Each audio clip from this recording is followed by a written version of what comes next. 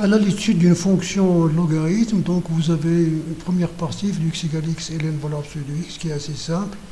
On va étudier la parité, la continuité, la dérivabilité, puis finalement pour déduire le signe de f de x. Il paraît que c'est une fonction auxiliaire.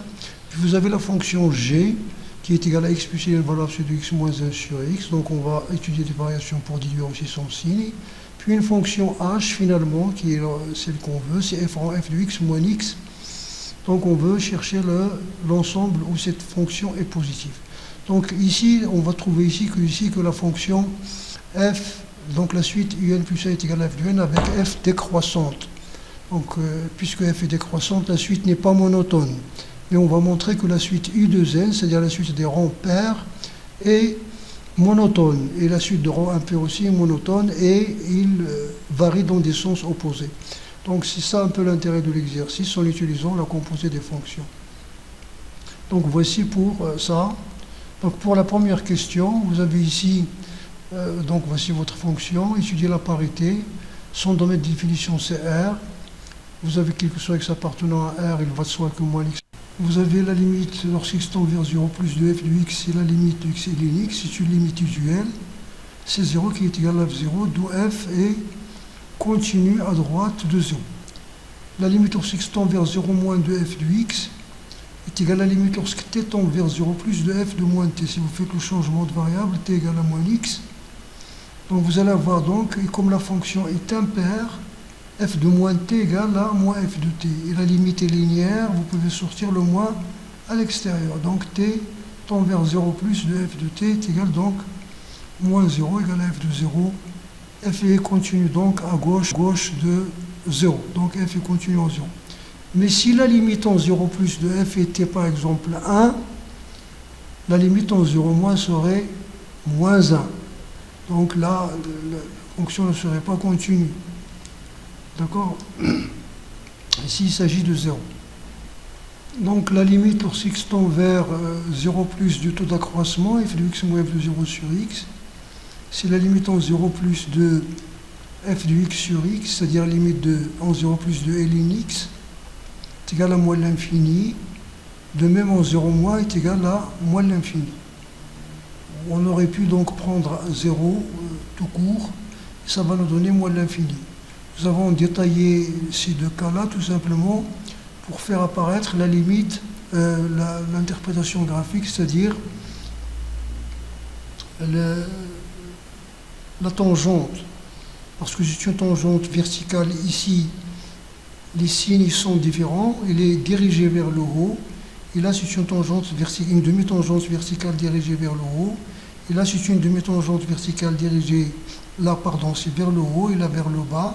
Donc finalement c'est une tangente verticale d'équation x égale à 0, c'est-à-dire l'axe des ordonnées. Vous avez pour cette question, donc nous allons dériver sur l'intervalle 0 plus l'infini et déduire le tableau de variation sur d de f. Vous avez f est dérivable sur 0 plus l'infini, bien sûr parce que comme produit de deux fonctions dérivables sur 0 plus l'infini, quel que soit x appartenant à 0 plus l'infini à r étoile plus, donc 0 plus l'infini, f' de x,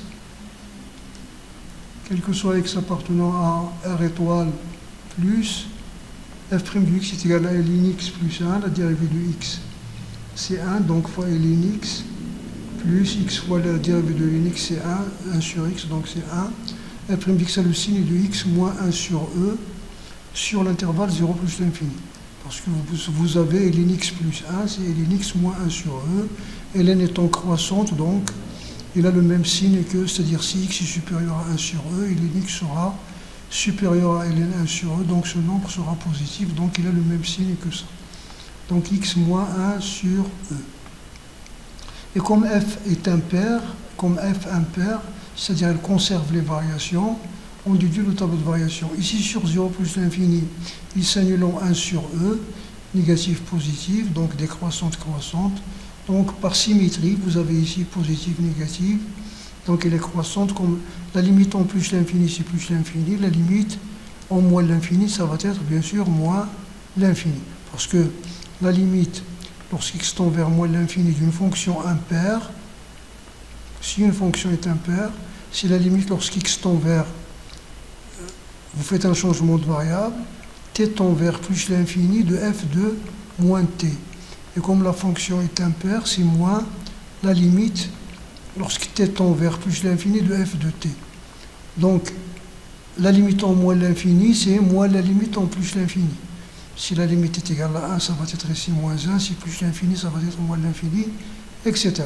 Et de la même façon, vous faites pour établir la relation entre la somme toute oblique en plus l'infini et moins l'infini. Pour cette question, vous avez f, la fonction f est continue sur R. Nous avons f de moins 1 égale à 0 et f de 1 égale à 0. Vous avez ici, f est une fonction continue, il est décroissante sur 0, 1 sur E. Donc l'image de l'intervalle 0, 1 sur E, c'est f de 1 sur E, f de 0 est égal à moins 1 sur E, 0. De même, l'image de 1 sur E, 1. Donc vous avez ça. Vous avez ici l'intervalle moins 1, 0, 1. F de l'intervalle 0, 1. C'est la réunion des images. Donc nous savons que ça est vrai. Et la réunion est toujours vraie. Donc c'est f de 1 sur E, 1. Voilà.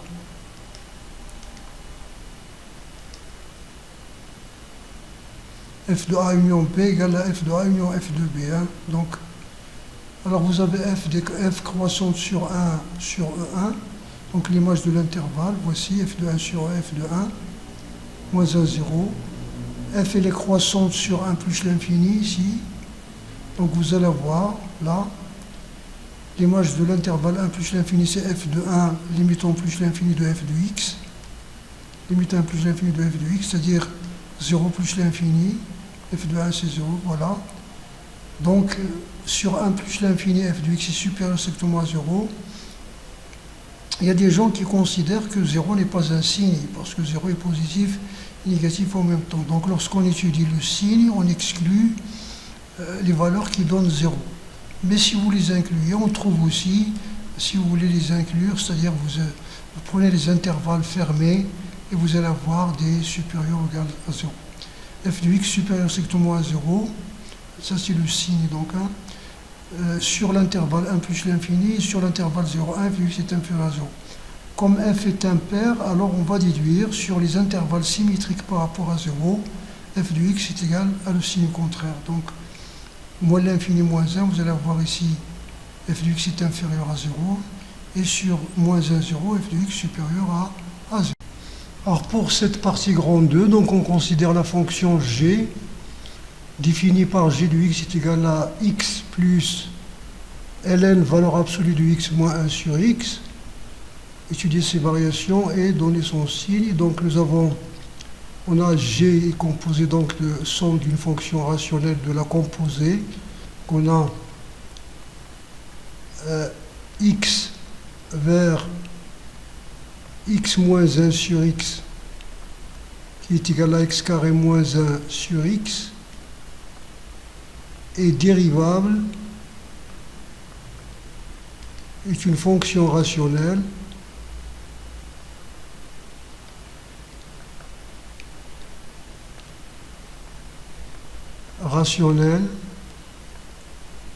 dérivable sur R étoile, pardon, son domaine de définition. Alors voilà, donc vous avez aussi x vers valeur absolue de x est dérivable sur R étoile, et cette valeur absolue supérieure strictement à 0 dans cet ensemble. Donc x vers ln x est dérivable sur R étoile comme composé de deux fonctions dérivables, c'est-à-dire c'est ln rond valeur absolue. Donc g est dérivable sur R étoile. Quel que soit x appartenant à R étoile, g' de x donc est égal à 1 plus 1 sur x carré plus 1 sur x. La dérivée donc de 1 plus 1 sur x carré plus la dérivée de ln valeur absolue de x est égale à 1 sur x. Donc vous avez ça. Donc si vous mettez donc 1 sur x carré facteur de x carré plus x plus 1, là c'est un élément irréductible du deuxième degré, donc c'est x plus 1 demi au carré plus 3 quarts, donc c'est la somme de deux nombres positifs, donc il est supérieur strictement à 0. Donc g strictement croissante sur étoile. Les limites, vous avez la limite en plus l'infini. Donc ici, si vous mettez x en facteur entre les deux premiers termes, vous allez avoir ça. Donc ça vous donne plus l'infini, car limite de 1 sur x est égale à 0, limite de ln x sur x égale à 0, c'est une limite usuelle. De même, vous avez la limite en moins l'infini, ici moins l'infini. La fonction g n'est pas paire, hein. Il faut faire attention, il n'est pas paire. Vous avez ici moins x plus ln x plus 1 sur x. Il n'est pas une fonction paire, donc, mais quand même, les limites sont comme s'ils étaient paires. La limite en 0 ou plus, c'est moins 1 sur x. Vous mettez moins 1 sur x en facteur de 1, moins x et ln x, plus x et ln x tend vers 0, parce que la limite x tend vers 0 plus, de x et ln x est égal à 0. Donc vous allez avoir donc ici 0. Donc vous allez avoir moins 1 sur 0 plus, qui est donc cette écriture un peu, c'est un abus d'écriture, donc est égal à moins l'infini. La même chose en 0 moins, vous avez plus l'infini. Cette question dans ces exercices, peut-être il découle des anciens exercices où on nous demandait d'étudier la fonction globalement, c'est-à-dire en une seule phrase, étudier la fonction, c'est à vous de tout faire, parce que au baccalauréat, cette question va être décomposée au moins en 2 questions. Bien, donc vous avez le tableau de variation, c'est ça. Donc il est croissante, strictement croissante sur R étoile. Donc ça va ici. Donc elle est positive, positive. Donc vous avez ici donc votre fonction, elle est positive, positive, et là aussi positive. Donc elle est croissante de moins l'infini à plus l'infini. Remarquez que g de moins 1 égale à 0. G de moins 1 égale à 0. Ici, vous allez avoir moins 1 plus 0 plus 1, donc c'est 0, comme g de 1 égale à 0. Très bien. Alors là, ça vient du fait parce que vous avez ici les limites. Ce qui vont se changer, ce sont les limites entre ça et ça. Parce que vous avez, ce que vous avez, c'est quel que soit x appartenant à R étoile, g de 1 sur x est égal à g de x. G de 1 sur x est égal à 1 sur x plus ln 1 sur x moins x. Et vous avez ici, est égal donc à... voici les relations que vous trouvez. Donc g de 1 sur x est égal à ça, plus 1 sur x est égal donc 1 sur x moins ln x.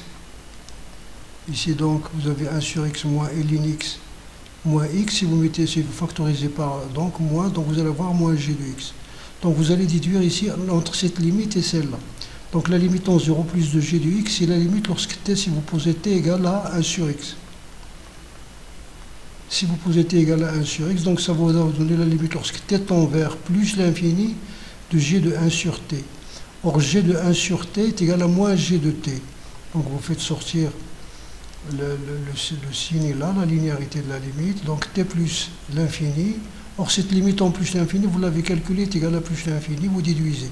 Donc si vous calculez cette limite, vous déduisez celle-là, c'est en 0 plus. La même chose de l'autre côté. Donc ça, c'est une façon de faire. Ou bien vous calculez directement vos limites. Ah, donc pour le signe, vous avez la fonction g est continue strictement croissante sur R étoile plus et sur R étoile moins.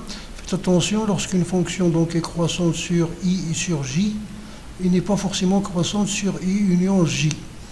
Prenez pour contre-exemple, par exemple, la fonction 1 sur x, il est décroissante sur R étoile plus et sur R étoile moins, mais il n'est pas décroissante sur R étoile tout entier. Vous prenez un contre-exemple et vous voyez que c'est pas vrai. Donc, quel que soit x appartenant à 1 plus l'infini, vous avez x supérieur à 1, ça veut dire que g de x est supérieur à 1, conservation de l'ordre qui est égal à 0. Quel que soit x appartenant à, donc, voilà, vous avez, donc g de x est supérieur à 0. Quel que soit x appartenant à 0,1, si vous voulez utiliser la propriété que nous avons établie là, vous avez x est inférieur à 0, plutôt 0 est inférieur à x, inférieur strictement à 1, ça veut dire, implique que 1 sur x est supérieur strictement à 1. Or, sur l'intervalle 1 plus l'infini, la fonction est croissante, donc g de 1 sur x est supérieur à g de 1. Or, g de 1 sur x est moins g de x est supérieur strictement à 0, ça veut dire g de x est inférieur à 0. Voici une autre façon de faire. Sur R-, vous pouvez aussi calculer les images des intervalles. L'image de l'intervalle moins l'infini moins 1 est égale à moins 1, 0. Voilà, etc. Donc le g de x est inférieur à 0. Et voilà, voici donc le signe du g de x qui est positif sur les intervalles 1 plus l'infini moins 1 et négatif sur moins 1, 1. Ça a l'air d'être symétrique comme une fonction impaire, mais il ne l'est pas. Donc en résumé, voici le tableau de signes. Vous avez donc sur moins l'infini moins 1, ici donc il est, ici vous avez négatif, pardon, ici je me suis trompé de signe. Alors vous allez avoir ici, négatif donc, positif, et là vous allez avoir donc négatif, c'est ça, positif. Donc c'est ce que nous avons trouvé, donc voici le tableau, le résumé du tableau de signes, qui est comme le tableau de signes d'une fonction paire. C'est-à-dire, voilà, il inverse les variations entre les intervalles symétriques. Deuxième question, vous avez ici la fonction h est définie sur R, tel que h de 0 égale à 0, pour tout x différent de 0, h de x est égal à f rang f de x moins x. On montre que h de x est égal à x ln x et g de ln x pour tous les réels strictement positifs différents de 1. Donc soit x a un réel de ce type, vous avez h de x est égal à f rang f de x moins x, est égal à f de x moins x. Donc f de x est ln de valeur absolue de f de x moins x. Ici x est un nombre positif, donc x ln x moins, ici on va laisser la valeur absolue parce que ln peut être encore négatif sur l'intervalle 0 à 1. On utilise donc la propriété de la valeur absolue et du logarithme, donc ln du produit c'est ln de la valeur absolue du produit est égal à le produit des valeurs absolues, et ln du produit égale la somme des ln, donc nous avons ça, ln de x plus ln de valeur absolue de x, nous avons factorisé par x ln x, donc moins 1 sur ln x, et bien sûr ça se passe comme si on remplaçait donc gx par ln x, donc c'est x ln x g de ln x.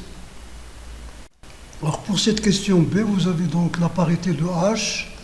Alors vous avez, si x appartient, soit x appartient à R, si x égale à 0, bien sûr vous avez h de 0 est égal à moins h de 0 égale à 0, si h de moins 0, ça marche.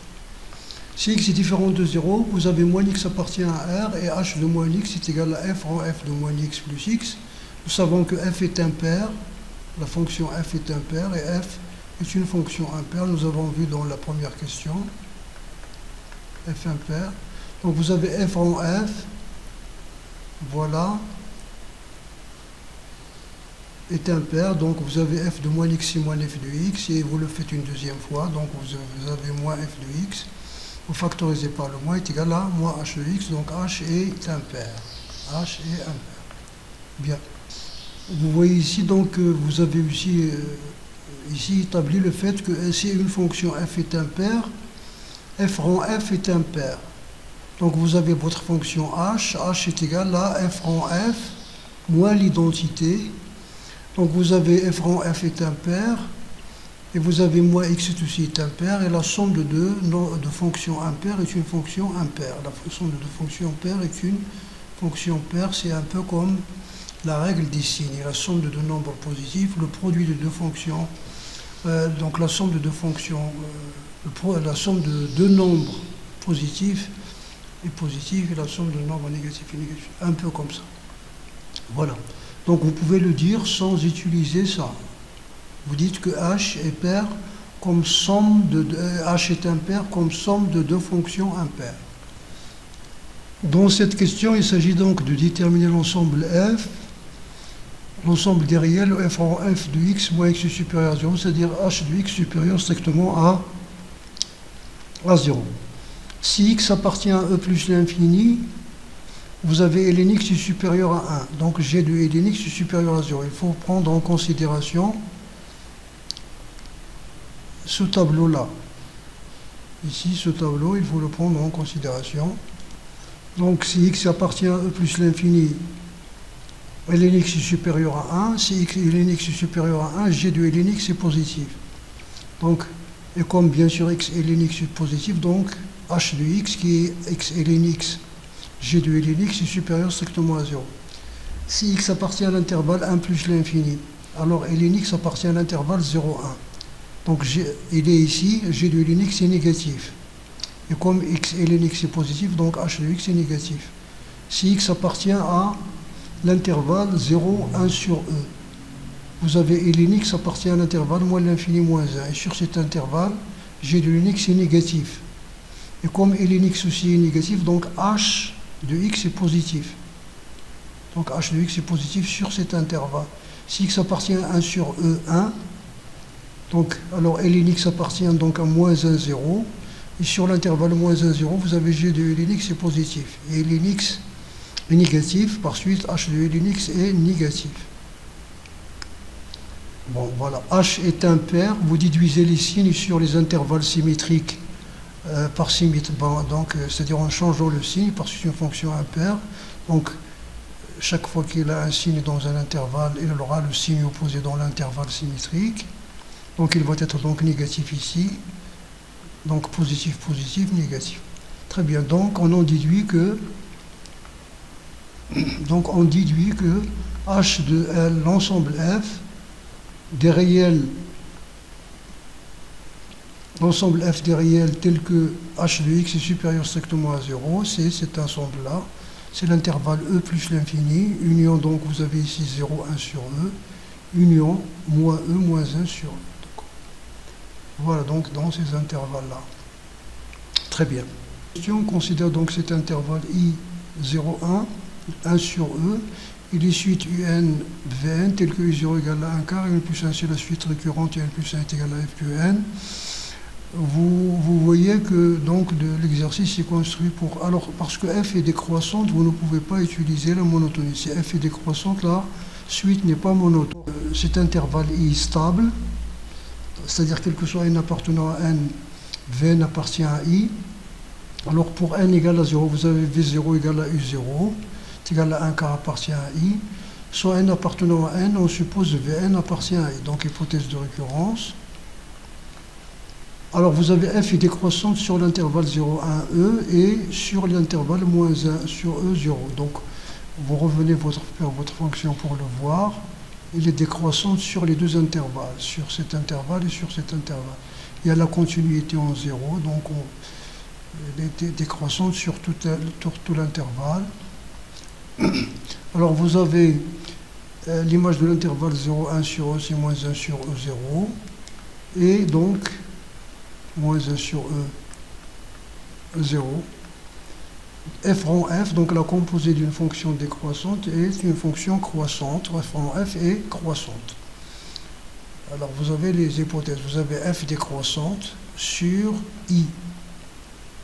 F de I égale à J, c'est-à-dire cet intervalle-là. Et vous avez F décroissante sur J. Donc F rond F est décroissante sur le premier. Donc ça c'est ce que vous avez vu en première année de sciences maths. Vn appartient à I implique 0 inférieur à Vn, c'est U de N. Donc Vn appartient à I, ça veut dire que Vn est compris entre 0 et 1 sur E. Et Vn, c'est U de N. D'accord? F rond F étant croissante, donc elle conserve l'ordre. Donc F rond F, etc. F rond F de 0, c'est 0. F rond F de c'est 1 sur E. Vous avez f rond f de u de 2n, c'est vn plus 1. F rond f de u de 2n, c'est f de u de n plus 1. F de u de n plus 1, c'est u de n plus 2. Donc u, 2 facteurs de n plus 1, c'est u vn plus 1. Donc vous voyez ça ici. Donc quel que soit n appartenant à n, vn appartient à l'intervalle 0, 1 sur e. Alors la question B, montrer que vn est convergente et déterminer sa limite. Vous avez quel que soit x appartenant à l'intervalle i, donc cet intervalle 0, 1 sur E, h de x est supérieur ou égal à 0 d'après 2c, d'après donc le signe que nous avons trouvé de h. Alors, quel que soit n appartenant à n, Vn appartient à 1 sur E, donc h de Vn est supérieur à 0. Donc f rond f de Vn moins Vn est supérieur à 0. H de Vn, c'est f rond f de Vn. Or, f rond f de Vn, c'est Vn plus 1. Donc Vn plus 1 moins Vn est supérieur à 0, donc Vn est croissante. La suite Vn est croissante. Voilà. Vn donc est croissante et majorée par 1 sur E, majorée entre parenthèses par 1 sur E, parce qu'il est aussi majoré par 1 et par 2. Ce n'est pas une valeur unique. Donc il est majoré, on sait qu'il est majoré, alors Vn est convergente. V0 est égal à 1 quart, appartient donc, vous avez donc les conditions de la suite récurrente, qui sont les suivantes. Vous avez donc V0 appartient à cet intervalle I, intervalle de stabilité, quel que soit n, Vn plus 1 égale à f rang f de Vn. On a f rang f est continu sur I, parce que bien sûr f est continu sur R, donc sa composée est continue, il n'y a pas de problème d'intervalle. F rang f de I, l'image de l'intervalle I, c'est l'intervalle I, on l'a déjà calculé, sinon vous utilisez f rang f qui est croissante. Vn est convergente. Donc ces trois conditions réunies, qui sont donc la continuité, la stabilité et la convergence, nous assurent l'existence de la limite. La limite de Vn égale à alpha, avec f rang f de alpha est égal à alpha, et alpha appartient à l'intervalle fermé. Nous avons déjà dit que par passage à la limite, les intervalles ouverts deviennent fermés. Très bien, donc vous avez ça. Ou bien alpha est la solution de l'équation f rang f de x égale à x, f rang f de x égale à x dans l'intervalle 0i. Ou bien alpha est la solution de l'équation h de x égale à 0 dans i. C'est la même chose. Ce que vous voulez dire, c'est la même chose. Donc c'est alpha solution dans i union ça, c'est-à-dire dans 0, 1 sur e, de l'équation f rang f de ça, ou bien h de x égale à 0. Voilà, donc c'est la même chose, ce sont les mêmes formulations. Alors vous avez f rang f de alpha est égal à alpha, ça veut dire que h de alpha égale à 0. Ça veut dire donc alpha, ln de alpha, g de ln de alpha que nous avons montré égale à 0. Donc alpha égale à 0 ou alpha égale à 1. Ça c'est pour ln de alpha. Ou ln de g de ln de alpha, ln de valeur absolue de alpha égale à alpha, à 0. Donc ça c'est la valeur absolue. Si vous avez ici g de ln de alpha, ln de alpha égale à valeur absolue de ln de alpha égale à 1. Pour avoir g de valeur absolue de ln de alpha égale à 1, pour avoir donc g de ln de alpha égale à 0. Alors ça, si vous voulez, donc ici, ça veut dire que alpha égale 0, ou ln alpha égale 0, ou ln alpha égale à 1. Donc ça, c'est les conditions. Alpha égale à 0, donc ou alpha égale à 1, ou ln alpha égale à 1. Ln alpha égale à 1, ça veut dire alpha égale à E, ou alpha égale à 1 sur E, alpha étant positif. Parce que E, ça vous donne 1, et 1 sur E, ça vous donne moins 1, valeur absolue, c'est 1. Alors vous avez donc alpha appartient à cet intervalle 0, 1 sur E, et Vn est croissante. Déjà, elle appartient à l'intervalle 1 sur E, donc il ne peut pas être égal à 1, il ne peut pas être égal à E. Il vous reste deux valeurs, 0, 1 sur E. Vous savez que, donc, si cette suite admet, si la suite est croissante et l'équation f de x égale à x admet deux solutions, vous prenez la grande. Pourquoi? Parce que vous avez, quel que soit n appartenant à n, vous avez un est supérieur ou égal à 0. La suite est croissante. Donc, limite de un est supérieure à limite de u0 qui est égale à 0, qui est égale à 1 quart. Donc, puisque la limite est supérieure à 1 quart, ça veut dire que la limite est égale à 1 sur E. Il ne peut pas être 0. Voilà donc pour cette dernière question. Bien sûr, on pouvait déduire aussi que un est divergente